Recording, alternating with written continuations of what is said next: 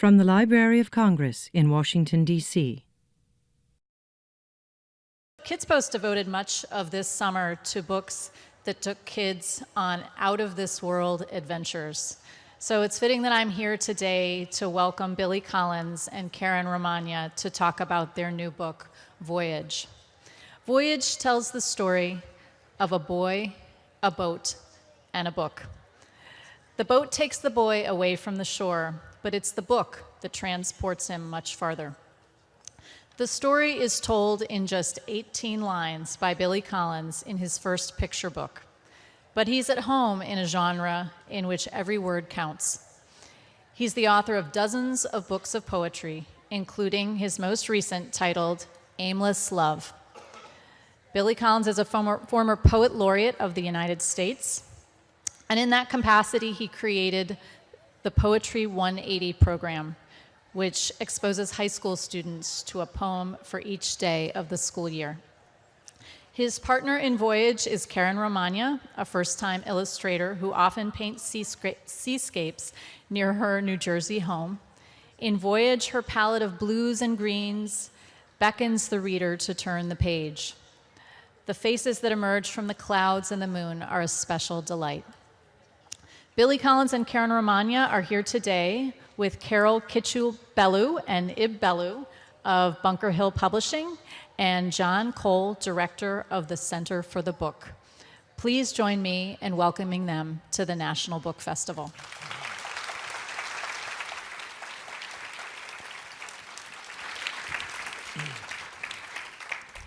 I'm John Cole from the Library of Congress Center for the Book, and I was fortunate enough to be involved in the very beginnings of this book, and I'm going to read you my very short preface from this beautiful book and then sit down. But this will give you the background for what you're about to enjoy today.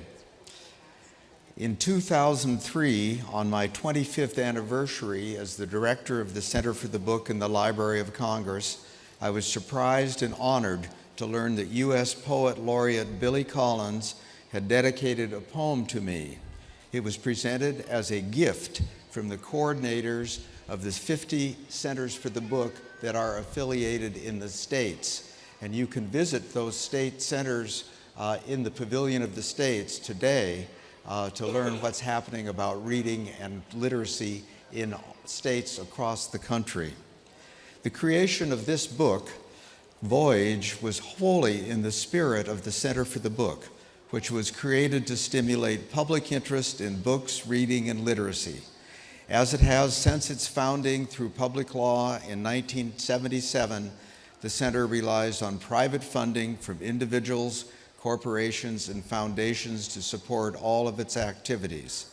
This publication is in the spirit of the Center for the Book, and for the kids who are here, I want to mention something special that the Center for the Book administers. We are in charge of the first Young Readers Center in the Library of Congress. It's in the Jefferson Building. It's open Monday through Friday. It has programs and activities for kids of all ages, 16 and under, as long as they are accompanied by an adult. It's a wonderful place, and I invite you all to visit it. And I would like now to turn the program over to Billy Collins. Billy? Thank you. Thank you, John. Having 5 people on the podium here might remind you of how many people it takes to change a light bulb. How many people does it take to write a children's book? So John is really the source. We started with John Cole because he was the inspiration for the poem I wrote. I really didn't write a children's book. I wrote a poem that's been transformed into a children's book, happily and beautifully illustrated by Karen. And you're going to see pages from the book. We're going to walk you through the entire book, which won't take long. If I'd written a children's book, I think it would have had a cow in it. Or a monster or something. But this is a rather benign children's story, and it's really about transformation. And I remember I was a child reader. It sounds like something on the cover of National Enquirer. But as a child reader, I remember moments of absorption into the sort of fantasy world of the book, and a sense of being in two places at once. You know, I'd be sitting in my room in my parents' house, but I'd also be in this elsewhere that fiction and stories take us to. And I think transformation is very basic. You'll see, I'm going to read the poem in a second, but you'll see how things morph into other things. And this is as ancient as Ovid's Metamorphosis, where, you know, Daphne is changed into a tree when she's being chased by Apollo, and other more violent kinds of transformations that we won't even discuss here. And the popularity of Transformers, right, the physical toys and the movies, show us that there's a basic fascination with one thing turning into another thing. It's magic, and then sometimes turning back to the thing it was. So here's the poem, and then Karen and I are going to talk some more about it. And it's called Voyage. A boy climbs into a boat and pushes off to the open sea. And when he loses sight of the land, the boat becomes a book, which the boy begins to read as it carries him over the waves. And when he has finished reading, the boy becomes the book, as well as the wind from an illustration in that book, blown from the mouth of a cloud with puffed up cheeks, as well as a rising moon drawn at the top of the page, which looks down with such loving amusement on the night sea, on the boat, the book, and the boy. So they all come together at the end there. Thank you. One thing I like about it, and I'm going to turn this over to Karen very quickly, I like the fact that the boy is alone. I think this is not a book about socialization. It's not about getting along with others or being part of a family unit. The magic starts when the boy loses sight of land. And it's really about how the childhood imagination is stimulated through solitude. I was an only child and remain an only child to this day. So I had a wealth of solitude to work with. And I think it's also these moments where children go off under the stairs, or they into a sofa, cushions, a fort made of those things. They go off by themselves, and that's where their imaginations become stimulated. And also, this boy has no self-esteem issues. He's a capable sailor off by himself, and he gets back to land, so he's okay. And he's off on his own adventure, and then the book he reads becomes a kind of adventure inside the adventure. So those are some of the themes that were set into motion by the poem and that Karen illustrated so dramatically and beautifully. So I'm going to turn things over to Karen Romagna.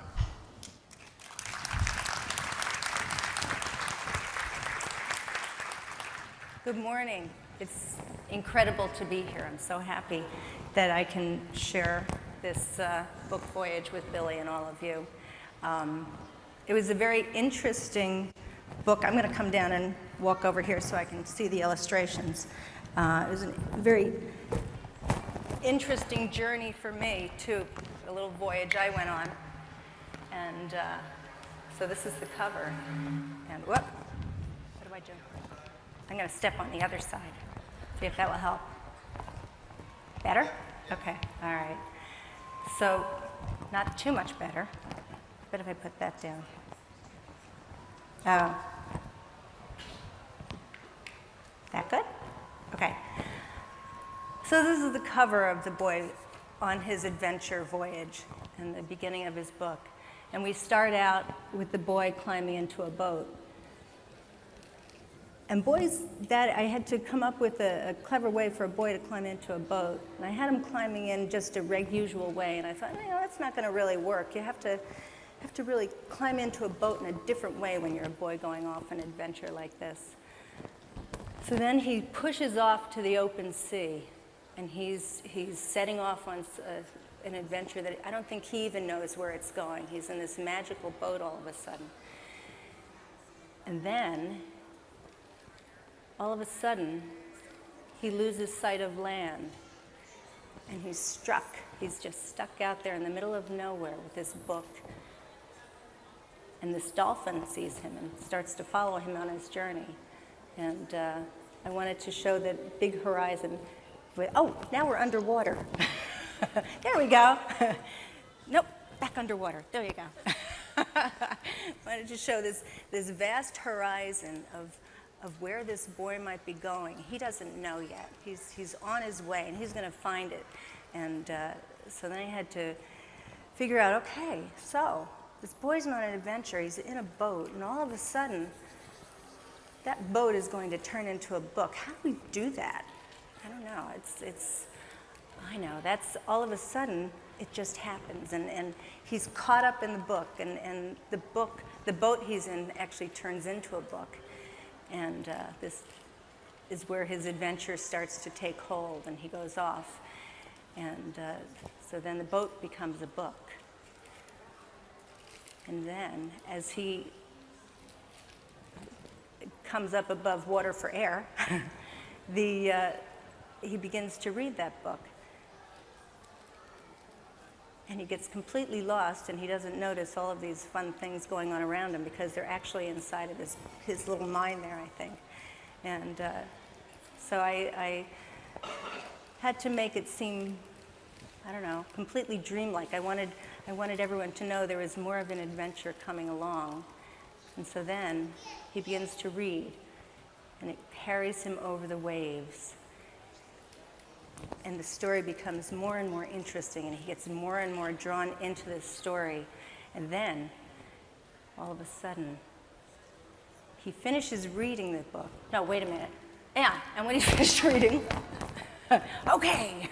And when he's finished reading, there's another magical transition.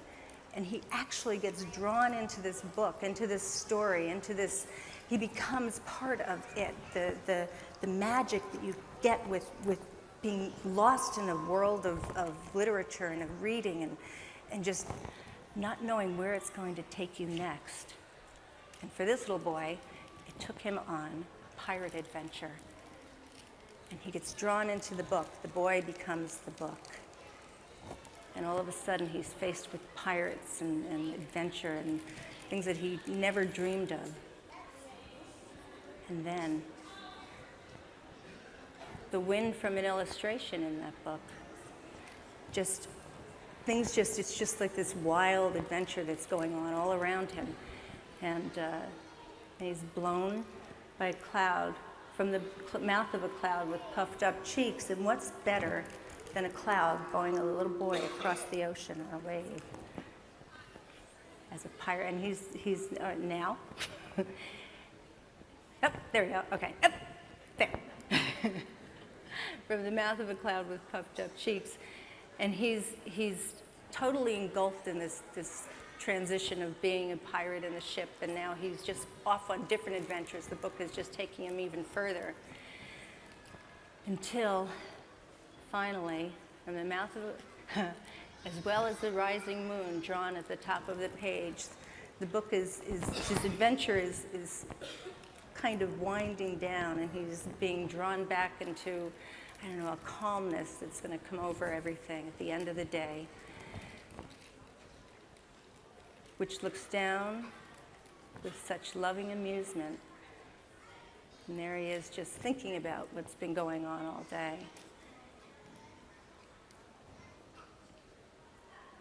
And the moon's looking down on the boat. And there's his little friend, the dolphin, that's been following him along on his journey.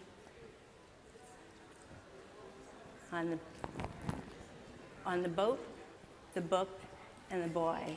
And there he is back in his boat. His adventure's coming to an end. The book is coming to a close.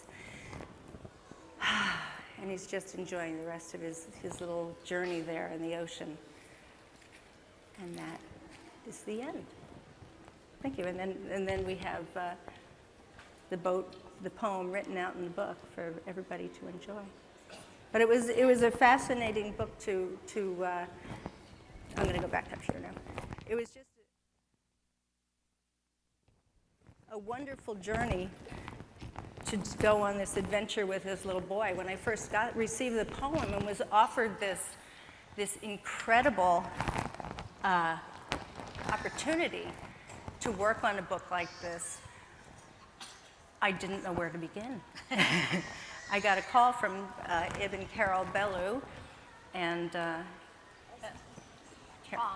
well, it's funny where a book comes from. One never knows when one's going to come across a good book or find a new story.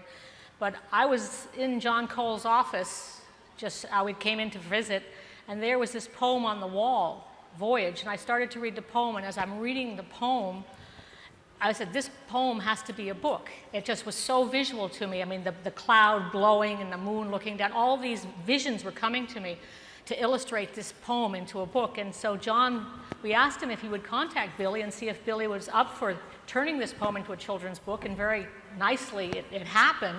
And then, who do you find to illustrate it? And we had an idea, and Billy came up with Karen's name. So we sent her an email, and when she got that email, would you be interested in offering the drawing to maybe draw a book with Billy Collins, illustrate a bullet? She thought it was spam. She almost threw it into her junk because she didn't. Sure. I mean, okay, Billy Collins. Yeah. Okay. And so luckily she didn't put it in her junk, and we had the two illustrators send in their versions of one of the pages, and Karen's really said that we all both felt that she was very strong and was gaining what we saw the book being. And so it was Karen who was chosen. And then came, how do you illustrate a boat becoming a book? How do you illustrate a boy becoming a book? And Karen came up for a visit, and we spent a weekend trying to figure out how to make this work, how to take these words that very easily took you on a journey, but visually, how do you go on that journey? And I think Karen came up perfectly and with a solution, and not only does it, the poem itself is so wonderful, but the illustration completes the journey, brings it all together. And in a sense, every book is a voyage. You know, when you go in, you don't know where you're going. And sometimes you're not too sure. Other times you're just taken so much into it, you're ready, you can't put the book down. And this sort of poem this is what it's all about, is go off on that voyage, disappear into that book. There were only 100 words that I had to work with, and I read the poem to myself a couple of times and just thought, oh, okay. And then I finally read it out loud to someone, and all of a sudden I just went, of course it's plain as day. There it is. There's a little boy in a boat, and he runs into pirates and a dolphin. And so it's funny how the mind works, and really reading and understanding and going on that voyage and that journey becomes so clear when you really read and understand what you're reading and love what you're reading. Yeah. So. Internet as well. Billy spotted Karen's picture on the internet, and we sent her a note, and it turns out that she was about to take the picture down, so 24 hours later this book would never have happened, which means don't take your picture down from the internet. Now, before I had to submit a sample to Bunker Hill Publishing, and I said, before I do this sample, would you please tell me what illustration is it that Billy liked that would make him choose me over every other illustrator in the world? And they said, oh, sure, it's the one of the boy in the boat. And I said, okay, thank you very much, goodbye. I got off the phone, and that's not even one of my illustrations. That was a painting I had done of my son when he was 3, and Billy Collins found it. So it was just this, right from the start, it was an incredible journey, so.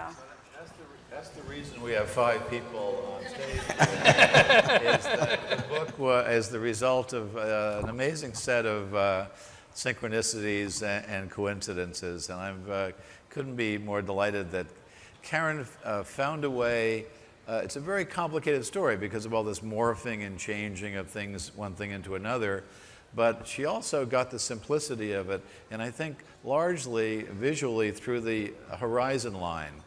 Because just about every page splits the page with the horizon line, and that's a very basic line in all landscape paintings or seascape paintings.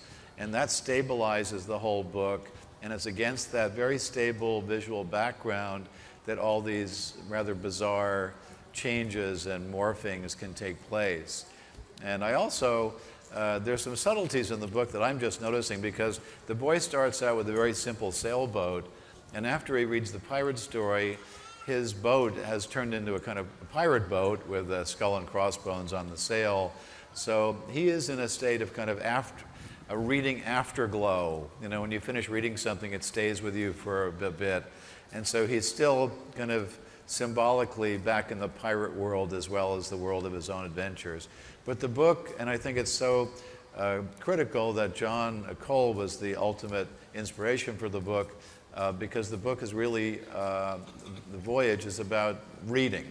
You know, Emily Dickinson had this very early. She said, there is no frigate like a book, right? There is no ship or vehicle like a book to transport you places. So I'm very glad to be part of this collaboration. And thank you for coming. I think we're just about out of time. Okay? Well, we have 2 minutes. Percentage is going to the Center for the Book? Some of the money is going to the Center for the Book? Some of the money is going to the Center for the Book. Well, Ib should say that. Should you say that? I can say that. My turn. Part of the royalties of the book are going to the Center for the Book at the Library of Congress. So you're doing good work as well as enjoying yourselves when you buy the book. Buy this book. Yeah. Several copies. Really great. Thank you very much. Thank you. This has been a presentation of the Library of Congress. Visit us at loc.gov.